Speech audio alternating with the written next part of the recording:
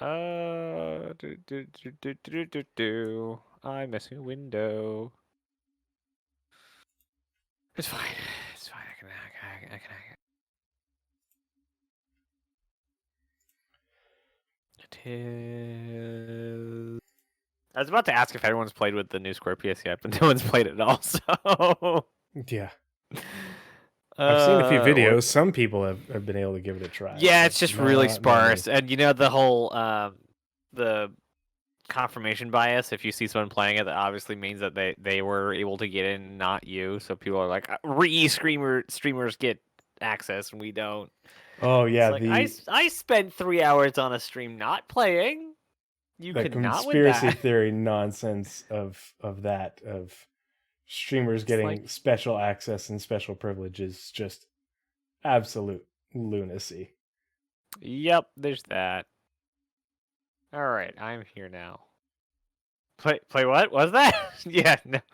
I heard it's slowly getting better. I've heard it's slowly getting better. I think yeah, there's a couple people on my like Twitch people that say they are playing Star Citizen, so I assume there's a lot of people in there. Like it's slowly getting there. Mm-hmm. Like bring back PTU. No, we can't go back. Just like the song says, we can't go back to Istanbul, or can't go back to Constantinople. It's Istanbul now. You can't go back. Oh yeah, yep. Well, Naz, why All don't right. you start us off like you usually do? All right. So, as I do every time, or as we do every time, I like to read the header of articles we're about to read, kind of verbatim, because this is CIG's words, and I want you guys to hear exactly what CIG is intending with this article. So, as we do every time, happy Wednesday, everyone. Every 2 weeks, we accompany the roadmap update with a brief explanatory note to give you insight into the decision making that led to any changes. This is a part of an effort to make our communications more transparent, more specific, and more insightful to all of you who help make Star Citizen and Squadron 42 possible. With that said, let's go ahead and dive into this week's Roadmap Roundup, the CIG community team. So we got notable changes for March 8th, 2023. Did you want to start off, or you want me to start off? Go for it. There's only two. So, okay. So the first one, we got the RSI links being added to the 319 column, which means whenever 319 comes out, it will have the RSI links, whatever that is, in it. And for those who says, oh, I know exactly what that is. That's the image we've been seeing forever. No, it's not. There never has been an image labeled RSI links. I looked up. I went back all the way. The image that wasn't the Ursa was only ever labeled RSI rover. Never was it labeled links. It could be the links, but I think my opinion that's the concept that became the Ursa. But anyway, it is building, implementing, and balancing of RSI's planetary rover, the Lynx, as a game-ready vehicle. So this will be straight to flyable. I think. I don't think the Lynx was ever sold on its own. I think it only came with the Phoenix. Yeah, I don't think it's and it never ever came been with the sold Carrack. on its own. Yeah. Yeah, it never came with the Carrack either. That was another misconception because the RSI rover image was on the Carrack. But this that predates the Ursa. So yeah, yes, it predates the Ursa. Yeah. But the Lynx rover was sold with the Phoenix, the Constellation Phoenix. It is supposed to be the like luxury variant of the Ursa, kind of like not variant, but brother of the Ursa. So it's definitely a very nebulous vehicle. Yeah, and they did say it. You know, the I think they said it was the cockpit is somewhat similar, but otherwise, you know, it is going to be a good bit different than the Ursa. Yeah, and so like it'll be recognizable that it's from RSI and that it's from like sort of the same family. I can't speak. Family formula, same difference. Yeah. Of the Ursa rover, but it will be, you know, a distinctly different vehicle. The timeline, and I will probably do this, maybe not as a spectrum anomaly, but I don't know. We need to find something to call it the little tiny like tidbit research things, because this is a really small one. The timeline between the Ursa, the G12, and the Lynx. Oh, Because yeah. the Lynx and G12 should be competitors, where Mhm. the Ursa is much more utilitarian kind of APC than the G12. The G12 doesn't have that like stowaway in the background, in the back of Yeah. the vehicle. So yeah. Anyway, you can take the next heading. I'm looking forward to just finally just getting Just that having it out, out, yeah. because that's like so long time coming. Like I know everybody wants the Ranger because it's it's a motorcycle, Yeah. but the Lynx has been known about and speculated upon with zero concept art, or anything forever. Like it is a literal unknown. It's a known unknown is Yeah. what it is, Do you and know so if it's Drake's shipyards are they on the ground? yep, yeah, they're So when we get the Kraken being built mhm. at Hurston's facilities on Magnus and the Ranger, we can recreate the shot from the Chris Cracking. Pine version of Star Trek where he's riding the motorcycle next to the in progress building of the Mm, Enterprise. yeah. Yeah, Ghost 1800 says Ursa is supposedly like a civilian variant of a marine vehicle. Yeah, it's the lore around it is that there's like a UE marine. The original is a UE marine vehicle, and they made a less robust civilian variant of it. So maybe there'll be variants or more variants of the Ursa in the future. We don't know. Maybe we'll see Um, a variant in Squadron. yeah, who I know knows? it's Navy, but you gotta have some interaction with the Marines because like there's so much tension between the two. You can't Yeah, not. medical Medical Ursa Ursa when when I dib know, right? for sure. We Especially to also go with need the the flatbed Spartan. Medical Ursa and flatbed Spartan. yeah medical Ursa for treating people, and when they don't make it, you pile them up on the back of the flatbed Spartan for taking to an underground facility for being turned into Soylent Green. Oh my god. That's my Resource system. me channeling resource management, aka nothing goes to waste. You know, but that's me channeling Blizzrad for the evening. That's as far as I'll go. Um, so yeah, the progress tracker. So that was the only addition to the release view. It's great that it's coming in 319 because 319 is supposed to come with or and before Invictus Launch Week or for like Invictus Launch Week, right? yes, 4. So Yeah, 2 months 4. It's from supposed to now. be early May. You mean weeks? You mean weeks? No, Do you two mean months. months? 2 Yeah, months? I'm so out of the loop. I keep thinking it's next month. yeah. May. Okay. It I think it's second week of May? First week of May? Invictus Launch Week is the 3rd week of May. Third week. So they have the first 2 weeks of May to launch an entire another patch. We took an But it's entire just year. 318. So they're just going to Well, do a yeah. 318.1 and then essentially a 318.2 with more stuff added in. 318.5. Let's give him credit. Yeah, we're just going to have. It's just going to be the 317 cycle for a few patches, but they're instead of calling it 317.2, they're going to call it 319. Yeah. The 318. progress tracker. So it says with this publish, we're adding additional Q1 2023 and Q3 2023 schedules for downstream and upstream teams, respectively. So adding additional, they're not complete. So you can go through the progress tracker and you can, as well as the roadmap companion guide, the link is right here. You can see which teams are upstream and downstream, and you can see that there are teams that are I need to print that out. both upstream and downstream that have not had their schedule extended out. So the one I was looking at when I was doing the research for the scanner anomaly this evening is that is it EU? It was one of the sandbox teams, which is an upstream team. Still, I think at least one, if not a couple of the sandbox teams, because there's EU Sandbox 1 and 2, and I think there's Montreal Sandbox is the other one now. And I think one or both or all haven't gotten their schedule out past Q2, which means they haven't been updated for Q3 2023. So they're this next Wednesday, when we get another Roadmap Roundup, we will likely get even more of these updates.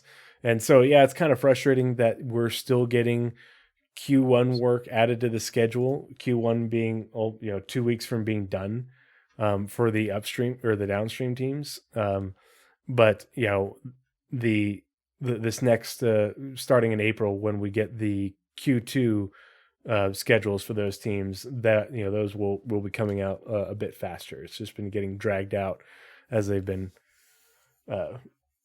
changing. The first schedule update of the year from all the meetings in Q1 in January is the big one, and there's a lot of turmoil and change, and then after that things settle down a little bit, so to speak, as far as Star Citizen is concerned.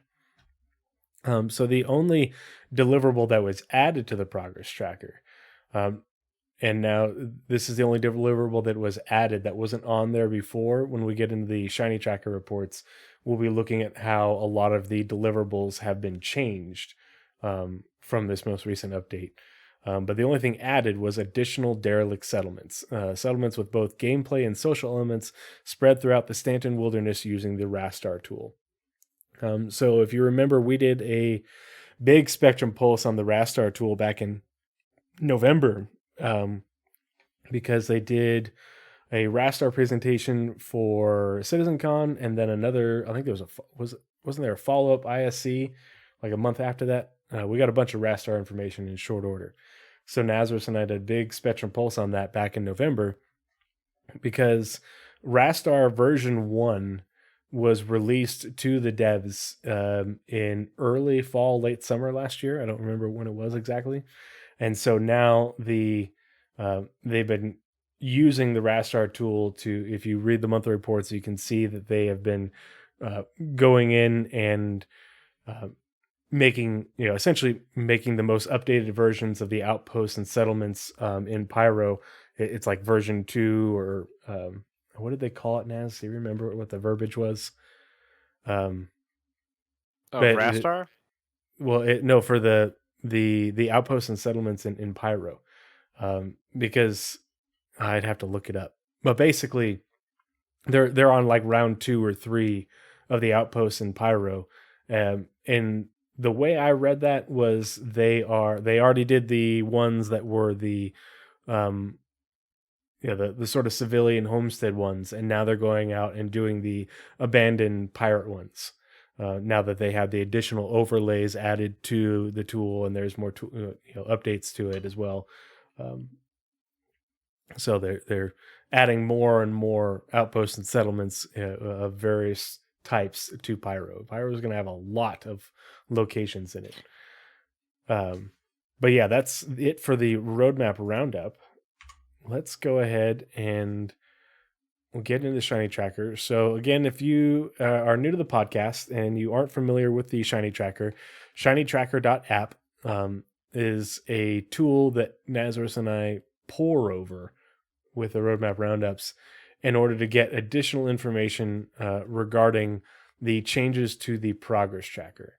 So if you remember from way back when, before the addition of the progress tracker, the roadmap on the release view would have things being released in or planned to be released for a certain patch, and they would have a certain number of tasks, and then a certain number of tasks completed or a task finished towards completion of that task. And it was never presented well because the number of tasks would go up as time went on, and they get more and more tasks done, but it was a slow crawl because more and more tasks would get added to it. And that's just the way that the production of these things work, because once you get started, you don't know what all the tasks are until you get started on a project.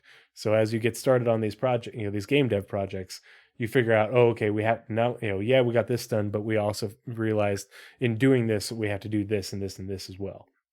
That's what the project managers are for. And they never explained it very well, and people would always get all sorts of pissed off and think that CIG was making shit up, and it's like, no, that's not what works. That's how but that information is still available in the progress tracker. It's just on the back end, because the way the progress tracker works on the website now, it doesn't have the tools, I guess you'd say, to portray that information. It doesn't have the tools to show breaks in development on a deliverable. This sprint may not, on here, this sprint may not go be continuous from here to here. It may have a break in between here and here, but it can't show those breaks. It only shows that the work started here and the work ended here. And that's, all there is to it. But you can, using the ShinyTracker tools, you can see more information about the different sprints and who's working on them, how many tasks they have to do, when there's breaks in those sprints, when something stops getting worked on, when they pick it back up. But it isn't super easy to read, and it takes a little bit of practice. So that's why we try to go over it, the podcast. So let's look at the Delta report. Yes, let's, because I have something I just found that I didn't see before. In the Delta report? Or yeah, it's a bit further down, but it's fine. Okay. So as you can see, Delta report, reveals that they added the deliverable for additional derelict settlements.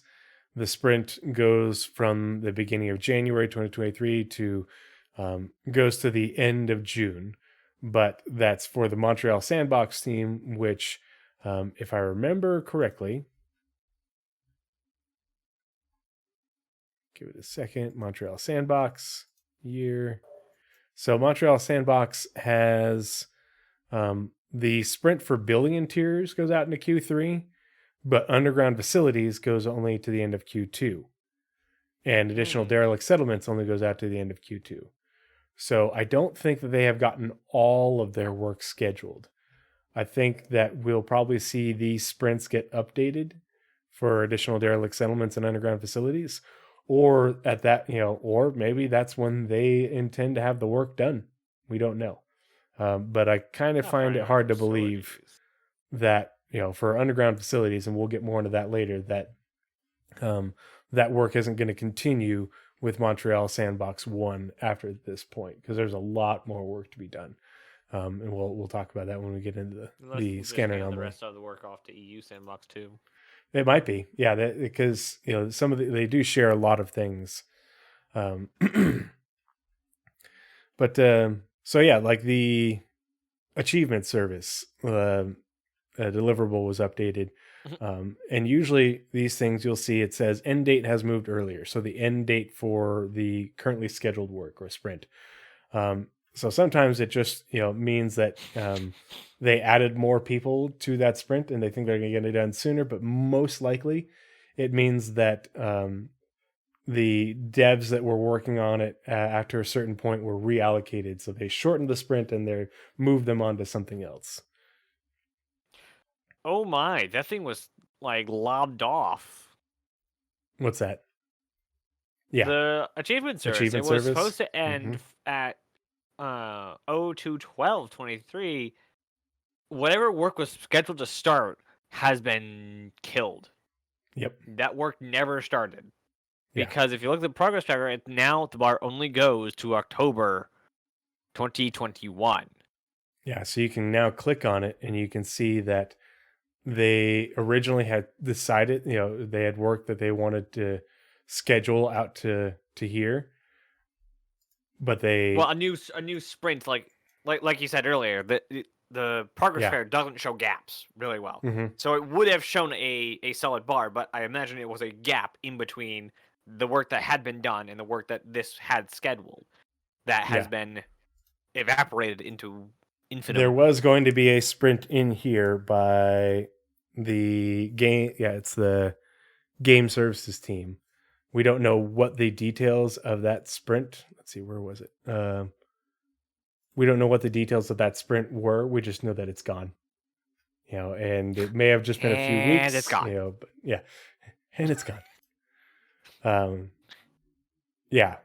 So we don't know. Yeah, I wish that it had that information. I can't remember. Yeah, because it's not. They don't show what the details of the sprint were. Wait, the X1's gone? Hold on. What? The X1 better not be gone. Aerodynamic control services, which I'm super excited for. The next one's still there. So It's still there. Yeah. But so you can see the end date was the second week of February, but now the end date is 3 months later. But they only added 20 days of work for the vehicle feature team. So they were going to have 20 more days of work leading up to this date. So there was going to be a big gap between the end of this date and when this starts. And so, but they can't represent that gap. So if we open it up,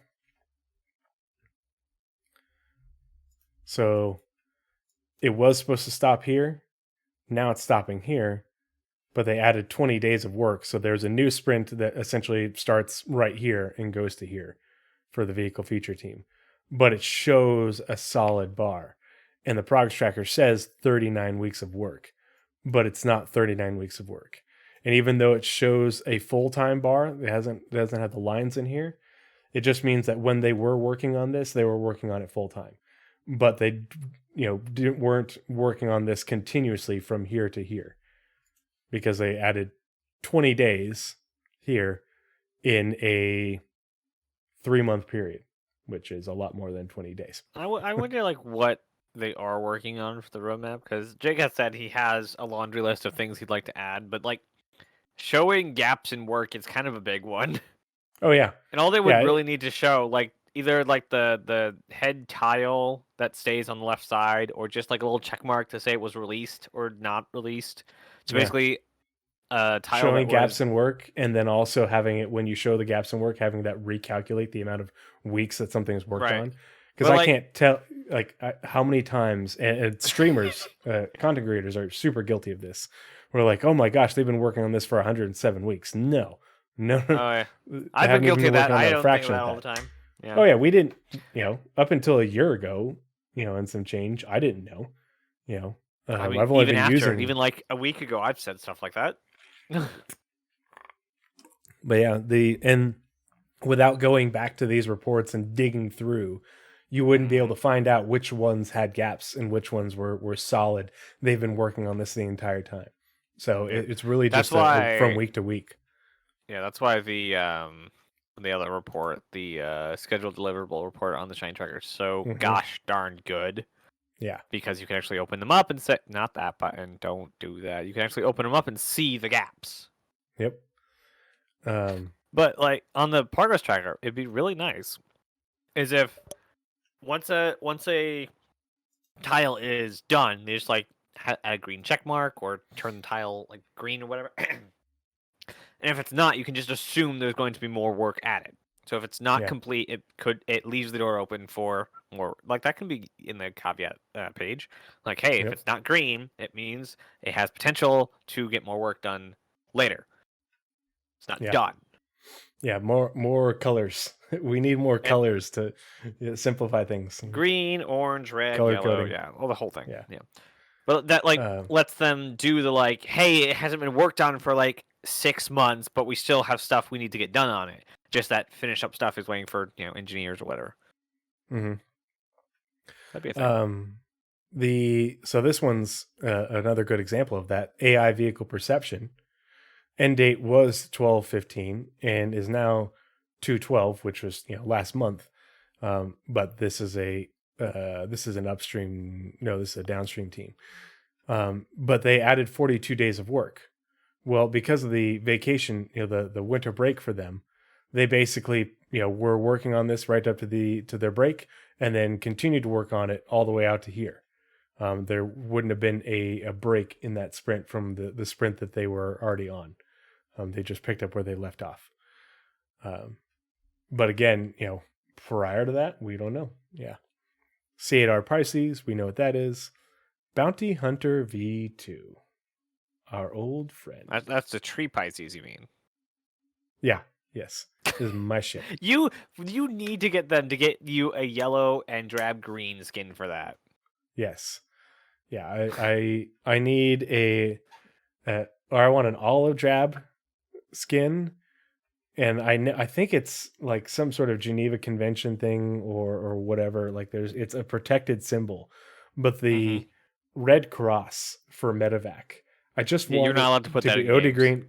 you can't put it in games, and it drives me nuts because like I want a skin for my SAR medical rescue ship that makes it look like my Blackhawk.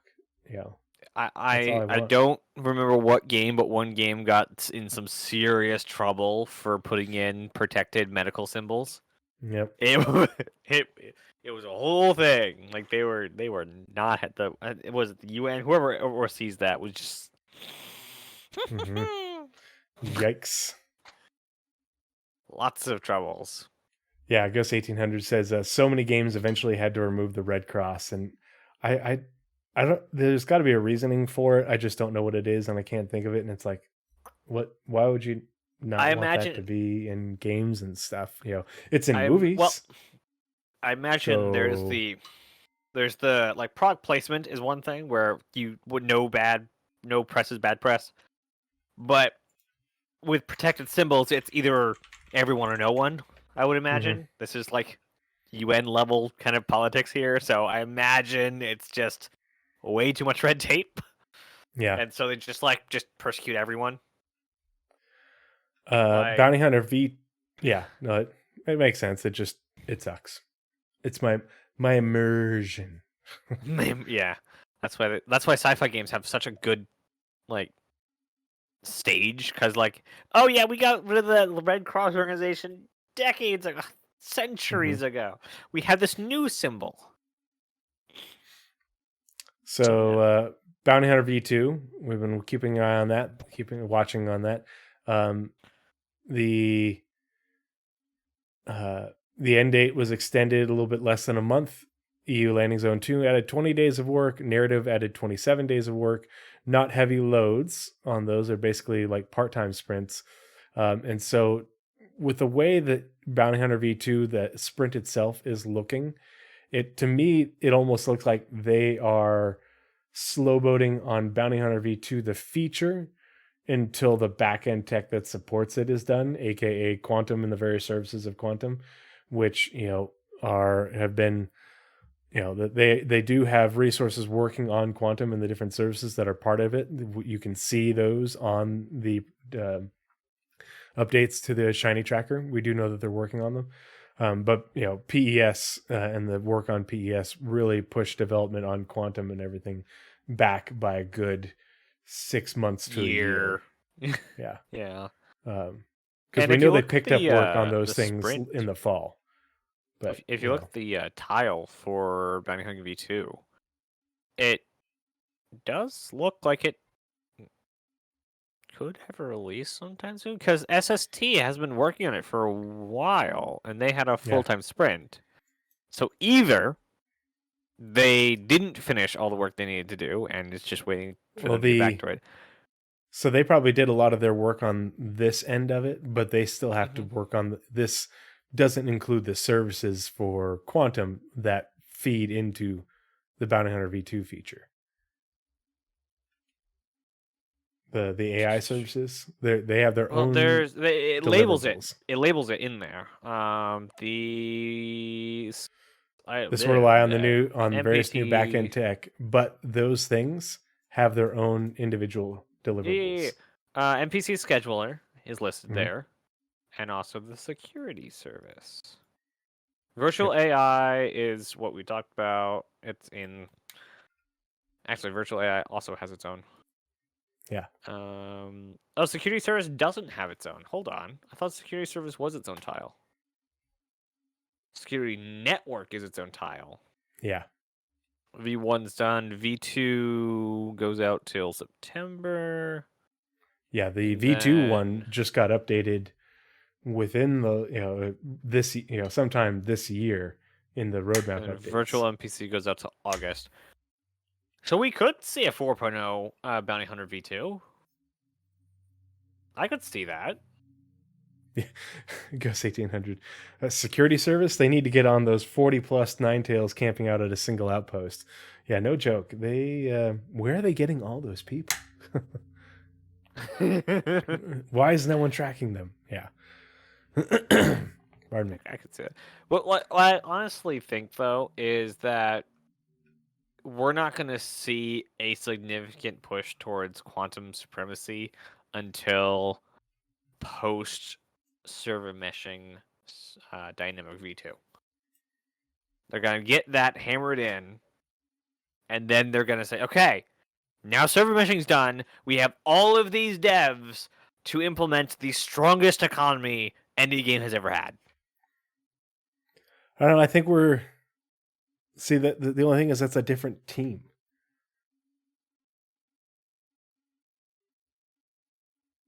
Systemic services and tools is different than network, and yeah, they do.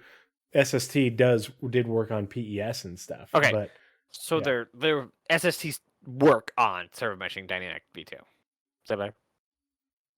I don't think that. Let's see. SST definitely has work for for server meshing because they have to make their services work with server meshing. Oh yeah, they have to have their their own work. But the only thing is, I think that they're going to want to get quantum and the AI stuff working in advance of server meshing, so that way when server meshing starts, when we get it, even if it's the first static aspect of Where it. is SST?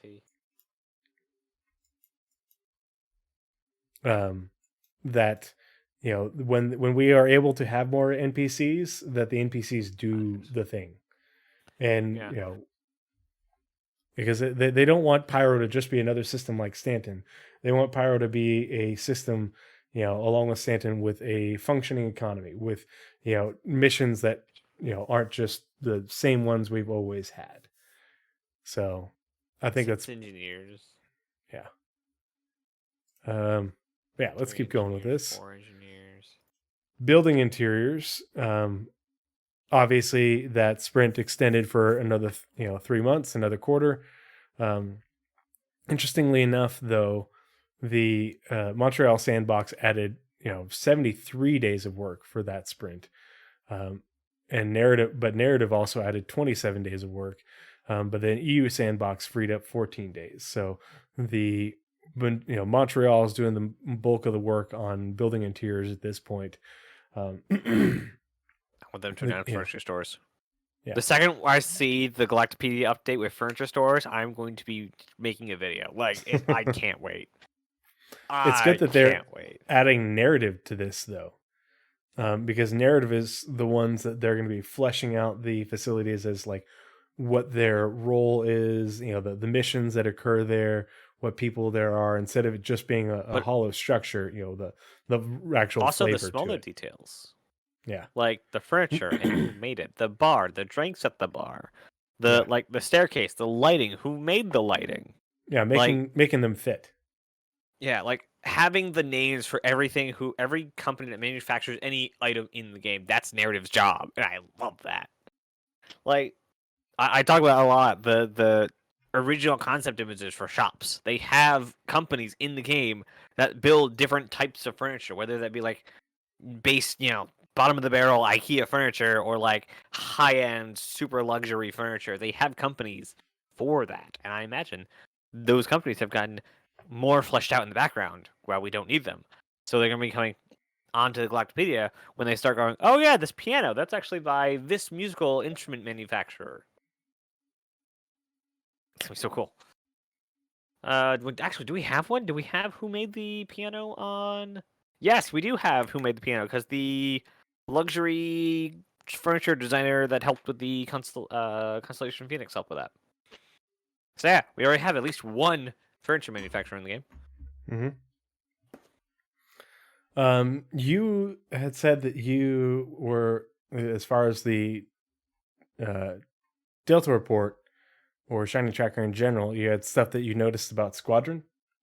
We're at the chapter portions. So was that in the chapter portions or? So in chapter 1, it doesn't say time was added. The vehicle feature team was assigned. The animation team was assigned. And Squadron 42 feature was assigned. There is now 18 teams. Previously, it was either 16 or 15. It was not 18 teams. There are more teams on chapter 1 now. And they I didn't had hype. they didn't change the sprints on existing teams. They assigned, well, except for level More design, teams. they assigned Yeah. more teams. Interesting. And as I hypothesized last week or the week before, is that each of these chapters is a mission. Mhm. So, and if we go back and I should actually do a spectrum anomaly on this. If you go back to Chris talking about what a mission in Squadron means, it's not a level you play through like a crisis level where it's, start here, end here, objective complete. It's this giant sandbox with your vague objective to like go figure out what's wrong.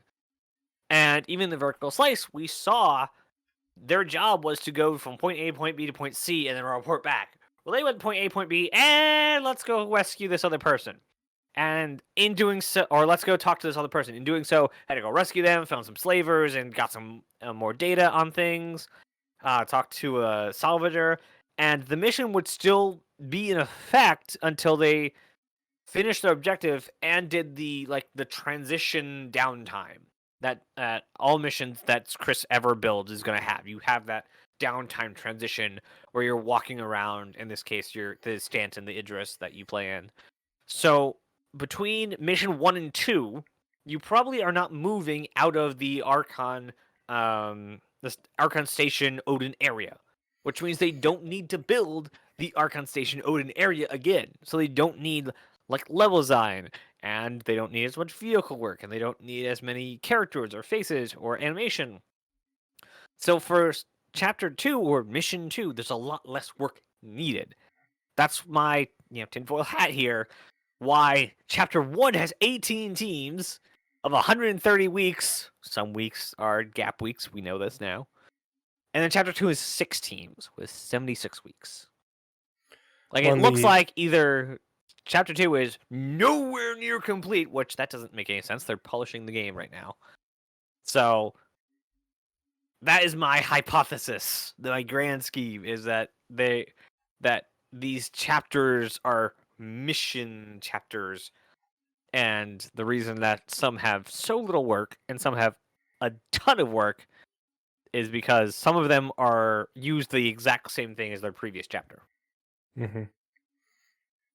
Well, it's interesting that we have the vehicle feature team being assigned to these a bunch of these chapters. That they're assigned now. They weren't apparently assigned before, and assigned. Yeah, and their work goes back all to October September 2022. Yep, and given that they're assigned, and like vehicle feature and Squadron 42 feature are assigned to a lot of these sprints that weren't assigned to before, and it's engineering devs. To me, that points at, hey, this is a new feature that is finally complete, and the engineering devs are implementing it into that chapter. It's engineering. But I'm kind of serious though. Like, engineering is basically done. Like, not basically done. It's far along. Let's not call the glass 3/4 full. Engineering gameplay is not done. The resource network system is well along, and a lot of people confuse the engineering gameplay with the resource network or resource management system. The resource network and resource management system is sort of like a back-end system. It's how everything functions under the hood. Engineering gameplay is how the player interacts with that function. When it comes to engineering for ships and stations and stuff like that. But resource management isn't just the coolant and the power plant. It's it's every recipe system for consumption of resources in order to produce something. So it ties into renaming the resource system or resource management into engineering gameplay. I don't think it. They said that the gameplay is engineering gameplay, but resource management. But there's no engineering gameplay on here. Yeah. They said they were renaming something engineering gameplay. I don't think we're going to see engineering gameplay pop up, on as a deliverable on the progress tracker. or if we do, it won't be up there yet, because this is really them still building the system in order to make it function with the ships and locations in the verse. The under the hood system. Mm-hmm. Resource management. This system will handle resources for stations, settlements, cities, and all other locations. It will also unlock engineering station gameplay for ships, letting players manage CPU, power, CPU, fuel, shields, coolant, etc. So, it's resource management is a system that handles resources for locations and vehicles. The engineering gameplay is what will allow us to interact with the engineering aspect of it, but it's not just engineering.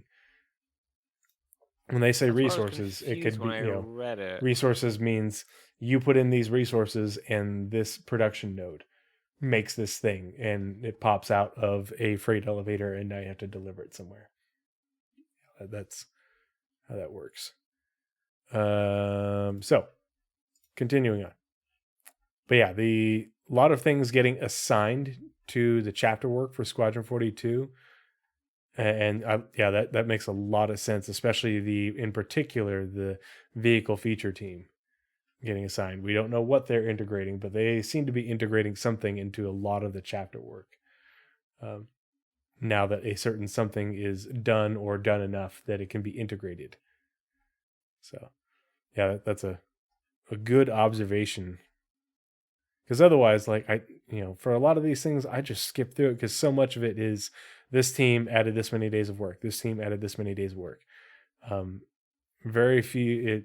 The having new teams assigned to a chapter to do things is not a regular occurrence at all, especially with engineering devs from vehicle feature teams or engineering devs from the Squadron 42 feature teams. Adding in stuff. Character creator and character work. Yep, they're working on that. All right, so it said in feature gameplay last month report. So the team continued work on the resource network, which is now known as engineering gameplay. Is what they said exactly. Yeah. The resource network is now known as engineering gameplay. But it's not all engineering gameplay. That's why I was so confused when they said it. That's what they said. I'm just telling you what they said. I know what you're talking about. I'm just saying it isn't just engineering gameplay though. And I think this is a marketing. I think this is a marketing that it's in order for players to understand. Okay, what does this mean for me? Because this is the gamer doesn't read. When they did the ISC recently on it, that they made it very clear in the beginning how this impacts every location, and it isn't just players interacting with the system. This is how the system can locations produce consume and produce things, and locations consume and produce things based off of quantum in order for you to have production of a resource that you take somewhere else to build something else, or it could be an end game, an end product. But that's the part that so many people are confused about, because they really just think about it in terms of ships, and it's like, no, this is not just ships. This is everything. And now it's going to be even more obscure because they're calling it engineering gameplay. Like it's and you're not going to be using an engineering station to manage the power and coolant of a space station. It's not just talking about that. It's talking about how or a city. Yeah, it's talking about how when you get to a city with a load of this, how it disappears into the ether and goes into the equation, so that way the production nodes on ARC core can make power plants. Yep. Yeah. And then they pop back out and you take them somewhere or buy them. The material side of quantum. Yeah. But it's the your ship. Yeah. The under the hood aspect of it is the material side for quantum, but it's also, it's a recipe system, and they're just using the same code for that recipe system for you to, putting different labels on things in terms of a ship. and the output is thrust, from a thruster versus the output being, a power plant, from a production node. Derelict spaceships, points of interest. Narrative added 27 days of work. Woot. Yeah. So hopefully with PES, and hopefully that will, the way I understand PES is that it will, because things can stream in and out, and be stored and have their states, streamed in and out more. Well, can the servers even start right Yeah. now? Well, they're supposed to, once they get it going. But Yeah, apparently I just looked at the they should be able to have more POIs and locations and stuff, yeah. even in Stanton. Yeah, the platform up thing, whatever it's called, the platform status, it's now downgraded to a partial outage. So it is getting better. It is getting better. 318 should be stable very soon. And by very soon, I mean within, the next 2 weeks. Before also, the heat fun death of the note- universe. Yeah, but fun note on that extension of time, that is still in the past. Mhm. So they're just making us known of work that Narrative did on some potentially upcoming, potentially already out Dalek points of interest. Yeah, hopefully we'll see, more of them and more missions or things to. I mean, that could be Narrative just putting in like little things for you to find. They talked about Did like they little say they were tablets putting or stuff in? Yeah, tablets and lore things to find. Where did they say little they were? kind of interactables and such. Where did they say they were adding those? Did they talk about It like was in the what did then future? they had a Narrative ISC or not ISC, SCL recently. That's Yeah, so did hard to that keep sound like track that of it was? all. Did that sound like that was recent or like soon, or was that like 319, 320, 40 kind of territory? I don't know. Okay. Hopefully soon. Hopefully soon. Like they freed up a lot of time for Narrative. Narrative has a lot of time now. Yeah. Distortion propagation vehicle feature team freed up 6 days of work, so they're doing less work on it. They shortened a sprint. Trade Corsair, that's already out. Why these things are just now showing up, I don't know, but apparently, this team got done with certain things, or the vehicle feature team was supposed to work on something for the Drake Cutter, Drake Corsair, etc. Both of them freed up the same amount. Yeah, but they didn't. To me that signals that it's a feature that wasn't released, or isn't ready, and so they didn't incorporate it yet. Maybe engineering gameplay. Lockers. Yeah, lockers too. Mm-hmm. Let's check in on that one. Just to like, I am all over the place. I'm so sorry, Tree. I'm so sorry. Oh, it's okay. Lockers Dynamic is one events. of the big ones that I like keep track of. Yeah, Lockers hasn't gotten work. Well, and they since talked about that November. recently, where wasn't it a monthly report where they were talking about how, or no, I think it was in an ISC or something, where they mentioned how, that they're working on it. So, your locker has an outfit, and you just click a button, and it puts on it's the loadout system. Yeah, a loadout system. Yeah. They did say they were working on, but there's no inventory stuff being worked on right now. Yeah. Well, and that could be stuff that, in the next roadmap update, where they update deliverables and sprints to reflect some of that, because they're not done yet. Yeah, that's true. They're not done, but also it also could be it's farther down the road. Mm-hmm. Dynamic events, narrative team adding work to dynamic events and the Lorville cityscape. Narrative's is oftentimes for some things it's upstream, but oftentimes it's a downstream team where they go Was in that and added to? added No, 28 days added of work, added days. 55 days of work. Yeah. Because that's also back in the beginning of February. Mm-hmm. Interestingly, like the only one working on it now is Mission Feature Team. Strange. Yeah. Strange. Fire hazard. So they just added a month of work from AI Tech and the feature team. And they had stopped, last sprint ended at the end of last August. And so they just did a whole month of work on it this last month in February. So, what is the requirements for fire? I know they've been working on a lot of fire stuff. Mm-hmm. No, that's weapon misfire, not necessarily fire.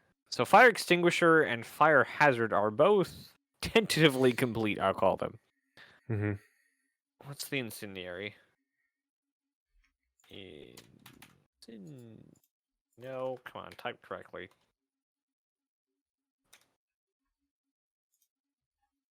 Incendiary ammunition is also tentatively complete. No, it's not. It's not worked on yet. Happens in June. I wonder if the resource system is required for fire.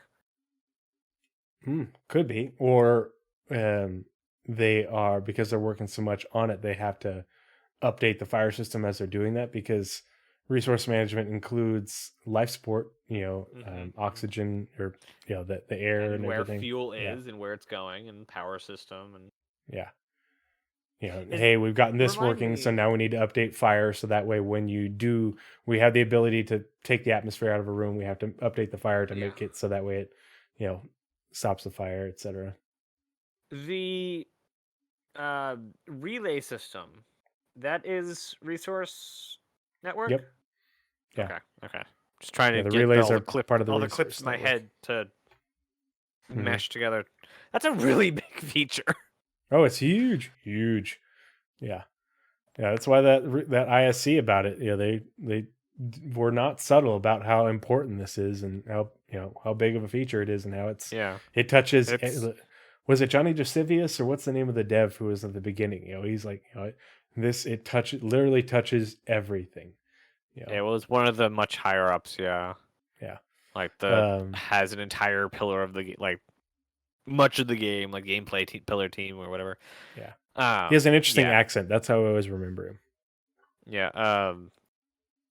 The resource system has kind of grown into like, oh, this is how you'll do engineering in your ship, to this is kind of as big as 4.0 here.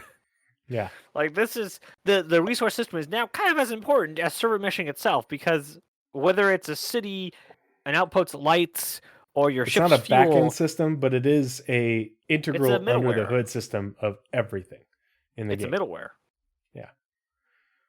It's literally how most people will interact most of the time with the game. Mm-hmm. So, freight elevators. Interesting that they just added 3 weeks of work to that for EU Landing Zone 2. I imagine that was just the PAR extension. Yeah. But that was all the work that was added. So they were assigned. So freight elevators, EU Landing Zone 2. So this sprint was added here. But here's my theory. There isn't any additional work scheduled on freight elevators right now. I imagine there will be, but either 1, it's in 319 and it's done, or 2, because it can't be in 319, it was deprioritized, and they'll get back to it when they either are starting to make 320 or gearing up for 4.0. I think it's going to be a part of 319. Because they talked about how important they are, and the next iteration of the cargo factor, but maybe it'll be a 320 thing. But EU Landing Zone 2, to me, that just suggests that they are adding in. They added in these new freight elevators. They work. Landing zones, They work. They function now. Here's the new freight elevators. We're putting them where they need to be, and now we're just waiting for everything else that interacts with them to be added, for the next iteration of the cargo factor. I wonder if we get load timers with this. I wonder if they're even gonna do load timers now. I don't know. Who knows? Because it feels like load timers would be a stopgap until we have NPCs doing stuff, and it's like, how long would we really? I mean, they always were going to be. Yeah. They always were going to be. But being how we have everything except for an NPC pick. Well, no, we have NPCs able to pick up boxes because they can do carts now. Mm-hmm. We have literally everything except the behavior for the NPC to put box from elevator into random ship. Yeah. And that is such a small thing. Even though it's a really big job to do that, that's a lot of dynamic pathfinding and directional stuff. Yes, it's a big I task. think the But biggest it's a single indicator will be task. the monthly reports, for March and April. Yeah. Leading up to it, of whether that will be a thing, because they've been talking about making hand trolleys work better and improving the way NPCs are able to use them. And so if hand trolleys and other carts or usables are no longer the nuclear, weapons that they once were, and NPCs can move them around and everything, then maybe they will skip the timers just because we don't, maybe we won't have a 2-year gap in between, or maybe they want to stop people trying or make haulers feel that absolute pain of trying to completely full hull C, not hull C, a C C2 or Caterpillar by hand. Because that is going to be pain, and you're going to want crew. Yeah. I'm in the no timers now. I'm in the no timers camp. I'm fine with no have timers. to hire friends. I want the immersion, but at the same time, if they do that, of course they have to make it so that way cargo is profitable, because the way it stands right now, if you have to sit there and wait on NPCs to unload your ship, okay, well, you sit and wait and you come back and you go do something else. But yeah. I mean, yeah, it would turn 100K half an hour into 100K 2 hours. It'd be rough. Yeah. This one's interesting. Jump points. End date has moved earlier.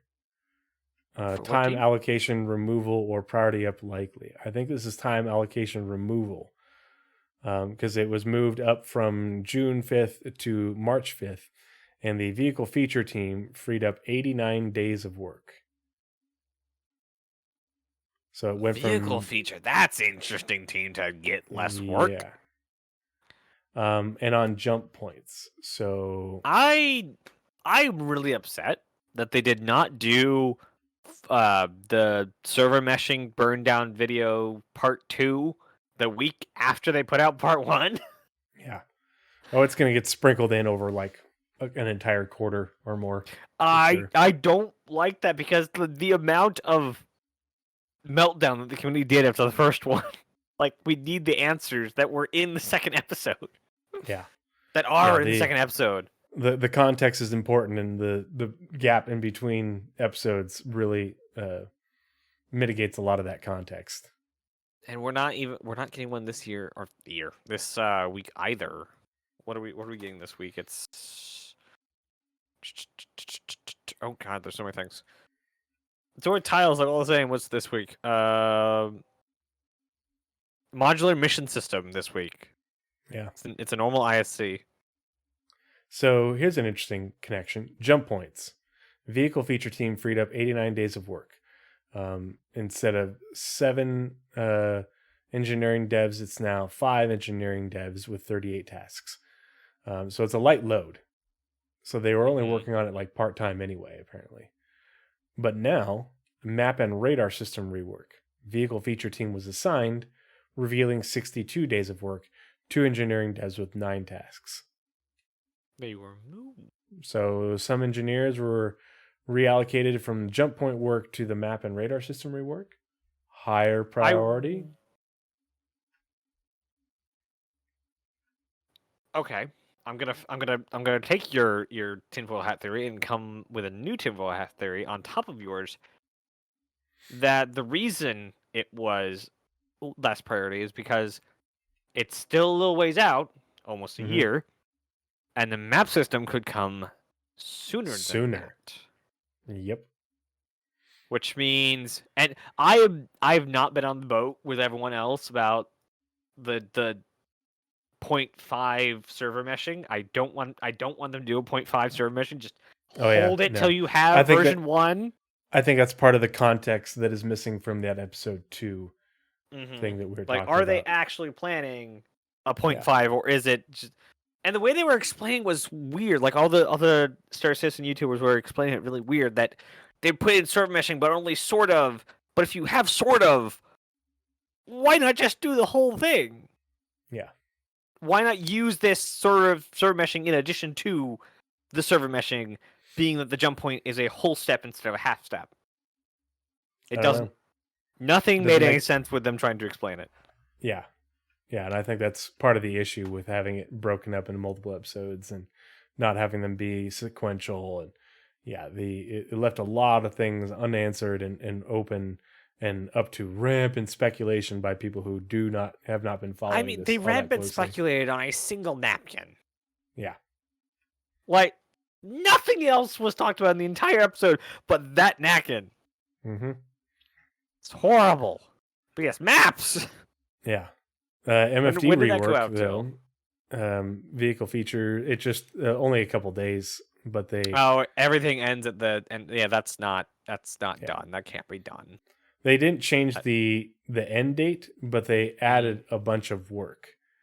So it was already planned and everything. So let's see, what team was working on it? It was the UI teams were already working on it.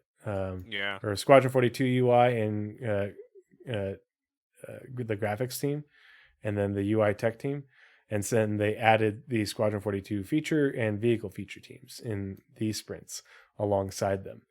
So basically, to me, along with the way that they've been describing in the monthly reports, the map and radar system is functioning and it's built, and now they are adding it to the vehicles, the ships that use it, and integrating it into that.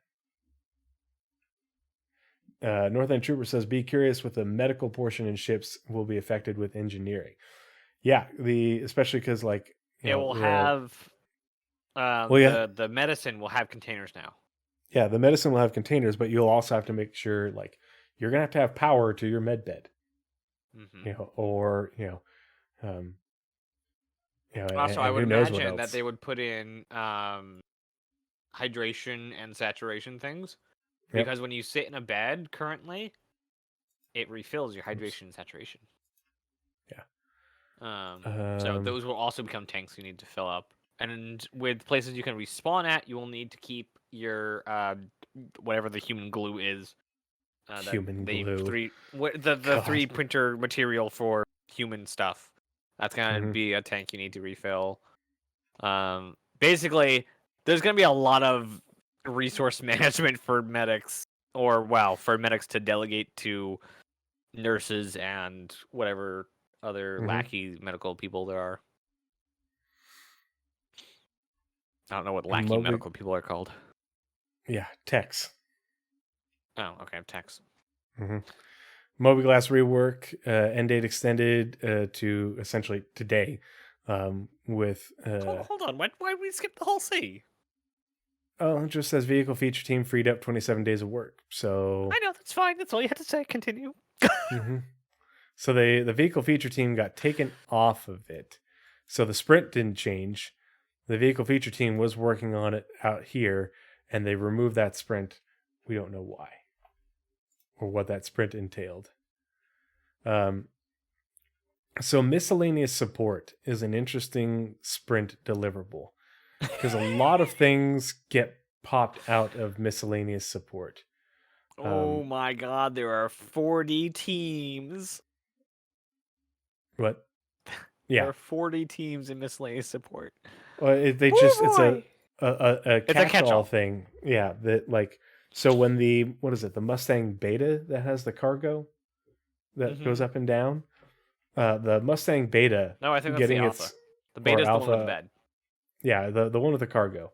That getting its own cargo thing, that was done as part of miscellaneous support. It's So things like that get taken care of by miscellaneous support. So, yeah. I think okay. So somewhere in whatever I'm gonna just name this tiny updates, like the timeline update for the Ursa links and G2 G12 is gonna have to be called like miscellaneous something Mm-hmm. because it's a little catch-all for literally anything that Yeah. doesn't really matter. That is 40 teams though. Yeah. It's miscellaneous support as well as like the bug fixing sprint. Like people forget bug fixing and tech debt. Um, the work on the freelancer that was mentioned in the monthly report to support components. I guarantee you that is either falls into tech debt or miscellaneous support. There won't be a Oh, probably deliverable for it. miscellaneous. Yeah, I would it's one or imagine the that's other. miscellaneous. Yeah, I asked Jake about that, and I forgot because he told me another very recent example that fell under that. And he's like, oh yeah, that that work was done as part of miscellaneous support. And I'm like, holy shit, it makes sense. But so many of the little things where they're just little surprise features and additions to the game that fly under the radar they fall under miscellaneous support. And so you can't discount that work. It's important. Miscellaneous support and bug fixing and tech debt. Because tech debt is, hey, we've done this and we've brought integrated this feature, and now we're going back and updating it for other ships or other parts of the game. Yep. New missions, Orison. Sweet, more missions. Whoop-de-doo. New player experience. I don't know. I don't have anything on that. They're just adding more missions. Yeah, we already knew about these. New mission Orison is there's nothing to it's like little snippets of Siege and Orison, except they don't take over the platforms. That's the only mission there. The additional stuff on the platforms, reusing them. Yeah, it's just a bunker mission. Yep. That's all it is. It's fun, but that's all it is. Yeah. New player experience, thank God.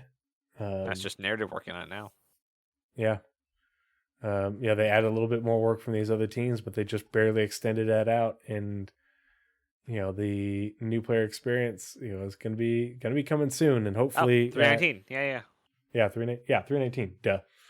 So it'll be interesting to see. Well, it'll be interesting to see how that plays out, especially like doing a 0 to hero. Making a new character. Yeah, I think 320. I'm gonna be living in from ArtCorp. So for 318 and 19, it's gonna be Orison because the last few patches has been Babbage. So 320 or 4 port, whatever the next thing after 319 is ArtCorp. Gonna be living there. Yep. Oh, nice. So Origin X1, they removed the vehicle feature team, just like they did for the whole C. No. Yeah. No. I don't know why the vehicle feature team was on the Origin X1. It's just a hover bike. What did you need the vehicle feature team for? The question is, without that vehicle feature team, that's the only thing I can think of, is that they're removing the vehicle feature team sprints from these different vehicles because they did it for the Cutter, the Corsair, they did it for the whole C. They're doing it for the X1, and so we're not implementing resource network gameplay engineering whatever onto these vehicles just yet. And then that work to bring them back in will get put into miscellaneous. Yep. Persistent hangars end date extended from late May to early September. So EU Landing Zone 2 is assigned adding 55 days of work, one art dev. So wonder what they're doing with the hangars that's going to make them look different. That they're having an art dev doing this stuff. The ability to have their own hangar, their own persistent hangar. This will bring changes to the cargo gameplay loop by allowing players to pack their cargo grids manually. Mm-hmm. So this is in like direct cooperation with the elevators. Yeah. But the verbiage that I really latch onto is their own persistent hangar. Yeah. Players' own hangar. Store all sorts of things. But do we get the hangars back? They just put in 318. They just put all the hangar flare in the game. Yep. So are they working on? Is persistent hangars the hangars we were using? Not the hangars Yeah. like the models that we used. Updated, but is it going to have that similar functionality for? Yeah. Can we It put would make stuff sense. places? Yeah. I've Let got me put so my many holo table posters back on the floor. and a fish tank and God knows what else. I don't think I ever had a fish tank. Do I have a fish tank? I don't think I have the fish tank. I have and server the ICC meshing. probe. Oh yeah. The vehicle feature team freed up 61 days of work from PES and server meshing. They didn't stop doing their work. They just removed some of the devs that were assigned to that sprint. So it was 5, now Vehicle it's feature 3. team just moved all over the place this update. Jeez. Yeah, they got a lot. Their schedule was changed dramatically. There is so much going on. Yeah, and then player with the experience tier relocation. 2 Yep. got a vehicle feature team dev added. Mm-hmm. Yeah. So like I would love to actually go through here and do all the math of where they left and who went where. Yeah. The tracking people, following them around is quite the challenge. And it's really, a lot of it's just guesswork. Pyro space stations, yep, still working on it. Pushed out, but the thing is, this is 3 design devs, with 6-7 tasks, 18% load, art devs, 3% load, narrative. These are part-time sprints. They're polishing. This is polish work. This isn't, production. This is, hey, you're just polishing these last few things, getting it ready, because otherwise it'd be a lot higher load. Ooh, you're gonna like the last one. Interactables team assigned, ruling 6 days of work, with Pyro System Planet and mission setup. So more. That's what they were talking. That's what they were talking about with the narrative thing. That's what they were talking about. They wanted to add narrative stuff to Pyro specifically. That's what they were talking about. Yep. I knew it was something specific. There's gonna be lore stuff to find, tablets and things in Pyro. Yep. Yeah, story elements. Yeah. Quantum travel experience extended only a few days, but that was with adding a month of work from the vehicle feature team. 3 engineering devs. So the quantum travel experience became much higher priority than a lot of other things because they added 3 engineers that they took from somewhere else to get this stuff done, to get that updated. It feels like a lot of the stuff is not very forward looking. Mm-hmm. After Status V2 hasn't started work, and that goes out till June. Derelict Settlements goes out till June. Yeah. Control Services is only May. Santucky I is only June. There's still a lot September. more stuff to get added. Yeah. For the scheduling. I think they're doing it chronologically. Mm-hmm. Because a lot of this stuff is not July, September stuff, and that's the stuff that we should be getting for at least the upstream teams, right? Yeah. I think it's just because there's so much to add in there, that Jake is having to add it in over time, and he's like, okay, I'll add these teams updates, in this 2-week period and these ones in the next 2-week period, but he got a giant data dump, and, he's still just catching up on adding all of that. Resource management, vehicle feature team added more work, higher priority thing. But it wasn't extended. They just added sprints to it, or elongated the sprints that were already in there.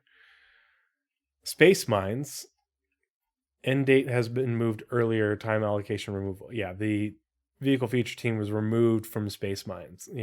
Not a high priority thing. We're not going to see the Nautilus anytime soon. In order to work on more important things like resource management, like the quantum travel experience.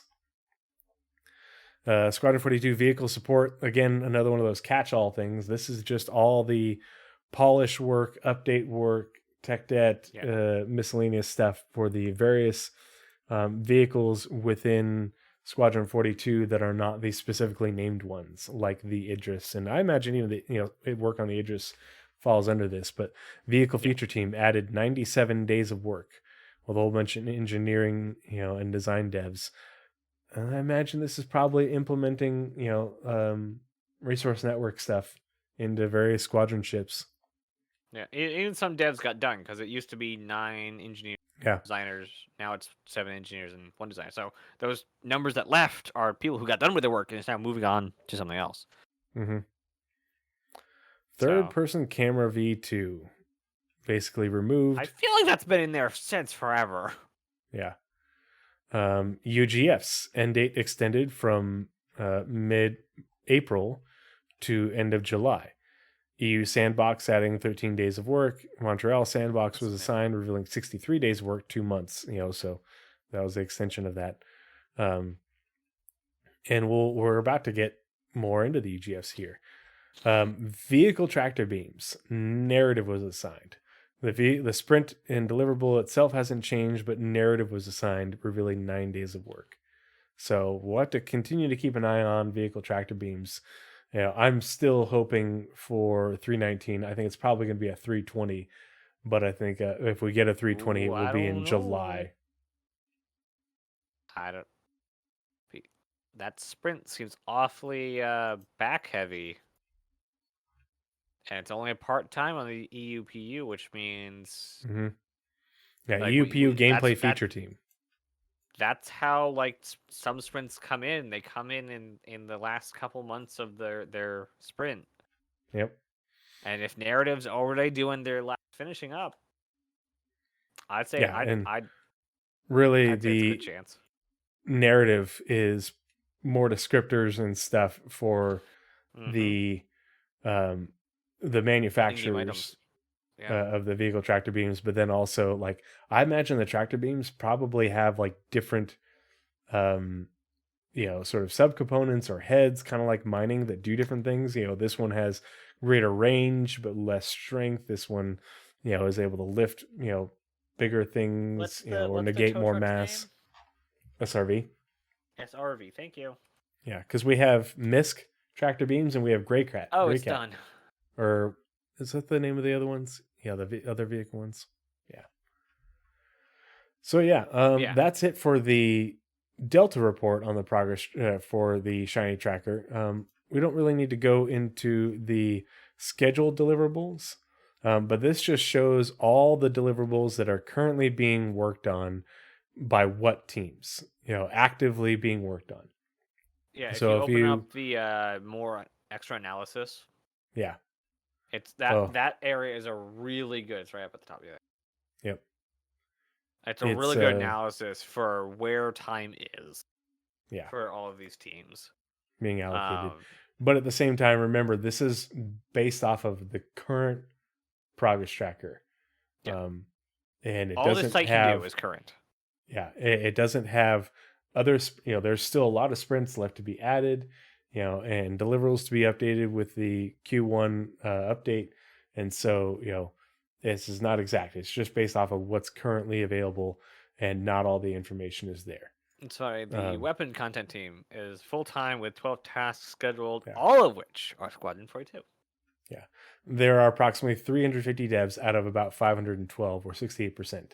So there's a whole lot of people who are unassigned because of where we are with the update cycle for the roadmap. So fun, happy fun times. Yep.